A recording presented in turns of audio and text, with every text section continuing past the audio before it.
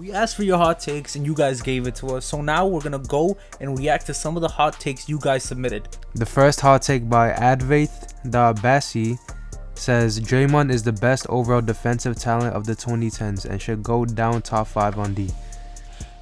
This is a great hot take. I personally believe it's true because Draymond is the most versatile defender. He can guard the 1 through 5. He has a DPOY. They've won 3 championships, which they wouldn't have without his defense. So this hot take I agree with. Yeah, I'm also going to have to agree with this hot take. I think Draymond is the best overall defender of the 2010s. Nobody else really comes to mind except for maybe Rudy Gobert, but I don't really think Rudy Gobert is a more impactful defender than Draymond, who could guard the 1 through 5 and has, he was the crux of that Warriors dynasty.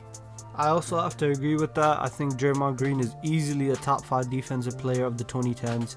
Him or Rudy Gobert. Draymond Green, obviously Rudy Gobert obviously got the paint defense, but Draymond Green got the paint defense. He got the perimeter defense. He's got the steals, and he could guard point. He could guard the switches, point guard to center. He could guard all of that. All right, moving on to the next hot take from Josh Harris Disciple. He says Ant is a top 5 player already. And right away, I'm going to have to disagree. I think there's a couple players better than right away. Jokic, Giannis, Shai, Luka. You could throw Donovan Mitchell there if you need to. Steph Curry, LeBron James, Kevin Durant. I think they all have an argument to be better. If you could argue he's a fringe 5, but I don't think he is top 5. My opinion on this hot take is I have to agree that he is a top 5 player already. Obviously, you got your Shai, you got Giannis, Jokic, Luka, and I think Ant is top 5. He is number 5 for me personally. Personally, I would have to disagree with this hot take. I believe there are other players that are above Ant. The top 3 in the league are Shai, Jokic, and Giannis, and other people in the top 5 argument could be Steph, LeBron, Tatum, and I don't believe Ant is in that conversation just yet. Next hot take coming in from Noah Lord 06. He says the Pacers will be the number 1 seed in the East and the Celtics won't be a top 4 seed Next season. Okay. For me, I think I'll agree with the Celtics not being a top 4 seed. I think without Tatum, depending on what they trade for, obviously, and what they do in the offseason, I think it's safe to say they probably won't be a top 4 seed. The Pacers being the number 1 seed, I would say, is definitely a hot take. I wouldn't say it's not out of the realm of possibility, but I feel like if they really want to go for it, I think they could do it. And East is wide open, so I mean, I wouldn't be surprised if they do it. I gotta agree with the hot take. With Tatum out for this season, the future of Drew Holiday and Tingus Pingus in limbo, and you're not really sure about Jaylen Brown. You don't know if they want to trade him or not. I definitely think this is going to be a retool year for Boston. I think they probably look to tank, maybe even not even win some games. The Pacers one is definitely, like he said, a hot take. They could be the 1 seed. You could see it, but I think teams like the Knicks, maybe the Sixers, the Cavs, they all have a better shot of being the 1 seed. As we've seen, they are regular season teams, but the Pacers don't really, put too much energy in the regular season. I would have to agree and disagree with this hot take. I don't think Boston will be in top 4, but Pacers being number 1 is a bit of a stretch. I believe there's other teams that could be more capable. We still have Cavs in the conversation. We don't know how much better the Knicks are going to be next season, so I would have to agree and disagree on this. The next hot take by Blazers.Recapped is the Blazers are making the playoffs next year. I would have to strongly disagree with this hot take. The West is simply just too stacked. All the teams that made the playoffs this year, they're still going to be in contention next year, and then the Mavs are returning too, so I would have to disagree with this hot take. I also, I have to, strongly disagree. Hell no, they're not making the playoffs. You have every team getting better. You also have teams like the Spurs who are going to be healthy. You're going to have the Suns who didn't make the playoffs. Maybe even the Pelicans who had an injury-riddled season. And that's 13 teams that you have to contend against if you're the Blazers. And I just don't think you're going to be making... the take didn't even say play-in, right? It said playoffs. So I just don't think there's any chance that they are able to make the playoffs and secure a top 8 seed. I also have to disagree with the hot take, even though I think it's a very good hot take. And Um, I agree with what both of them said. Like, the West is just too stacked. Like, the only team that you could possibly say is tanking next season is the Jazz, and the 1 through 14 are all fighting for the playoffs and play-in. And I think the Blazers are still probably 1-2 seasons away. So maybe the season after. All right, next hot take from Joe Hill, 185, and this is a hot take: 2025 Shai equals 2016 Steph Curry. Right off the bat, I'm gonna have to disagree, because honestly, right, if we're looking at individual players, Steph Curry is just on a different level. 2016 Steph is just on a different level. If Shai does end up winning the ring, if Shai does end up winning the championship, I think there could be an argument made, right? But 2016 Steph is one of the greatest seasons in the history of basketball, a top 3 season in the history of basketball. So I'm gonna have to disagree with this take. I would also have to strongly disagree with this take. 2016 Steph is arguably the greatest regular season player of all time. This was a change of an era. He changed the game. He set records that's never been seen before. He was the first player to hit 400 threes. He was 50, 40, 90, 30 points per game. They went 73-9. Nobody talks about Shai having the greatest season of all time, and I believe Jokic should have won the MVP. So I would have to disagree with this hot take.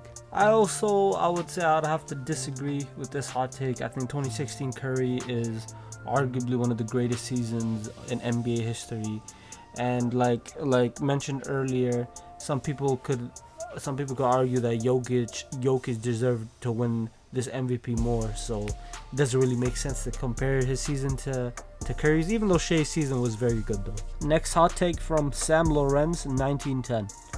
There has never been a time where Jokic has been better than Giannis. For me, to say never, I would say is a very, very hot take. You could argue maybe that Giannis is better, but to say never, I would say is probably like crazy to say, because especially now the last 2 seasons, I would also have to say Giannis has became very underrated now, because his last 2 seasons, of course, playoff success, the injuries has been very, very poor, and of course it's not really his fault. And obviously Jokic with his triple doubles, his MVP season, he is the best player right now and has been for the last maybe 2 seasons. And until Giannis comes back, manages to stay healthy and have a good postseason run, Jokic is just gonna have to keep the title for now. Yeah, I mean, I don't know how you could look at this season and I have to disagree with the hot take, but I don't know how you could look at this season and say that Jokic hasn't been better than Giannis just off this season alone, not even past seasons. You know, he averaged a 30-point triple-double, hyper efficient. His team was the 4th seed.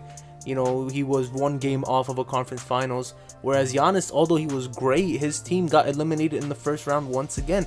Not his fault that Damian Lillard gets injured, but it's not like Jokic hasn't dealt with injuries too. During the season Jamal Murray was out, he made it out of the first round, carrying his team with just Aaron Gordon. You know, Jamal Murray was out, MPJ was out, and I think ever since the Denver Nuggets chip, Jokic has, you know, decisively been the best player in the NBA, even better than Giannis. So I don't think you could say there hasn't ever been a moment, because at the very least that championship season he was better, and this season Jokic has been better. I would have to disagree with this hot take. I believe ever since 2022, Jokic has been the better player. Jokic just had more team success. He's more versatile. He had better stats, better efficiency, better in almost every way besides defensively and finishing. Jokic, even looking at advanced stats, he has better win shares, better shooting efficiency, better numbers. Jokic, he impacts his team way more. Jokic is more of a revolutionary player than Giannis, so I would have to disagree with this. The final hot take is by Angelidis_Dimitris. The hot take says LaVine is a top 3 shooting guard in the league. This is an interesting one, because you can make a case for this, but I would have to disagree. I believe the top 3 shooting guards in the league is Anthony Edwards, then Devin Booker, and then Donovan Mitchell. LaVine has, statistically speaking and team success wise, he has not been the better player. He's never been that guy for a winning team like the other 3 I mentioned. So I would have to disagree with this take. I actually love this hot take, because LaVine, I would say, is probably one of the more underrated players in the league. He's never been on a winning team to really put his name out there, even though, you know, he's still an all-star, former all-star. And I would, like, in terms of like what you classify as shooting guards, if you have Ant, Mitchell, and Booker as shooting guards, which I think they are, LaVine, obviously I wouldn't say he's better than those three, but I would have him number 4.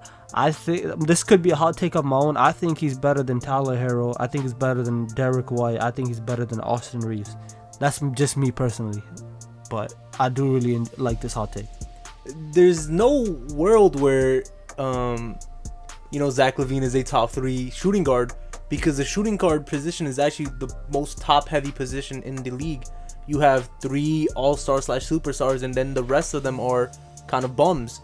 You have Devin Booker, you have Donovan Mitchell, and then after that you can make an argument for LaVine, but you have players like Tyler Hero who could be above them. You have Derek White, you can have Jaylen Brown depending on what you consider him, but like there's no argument for him being top 3. There's not even a reasonable argument you can make.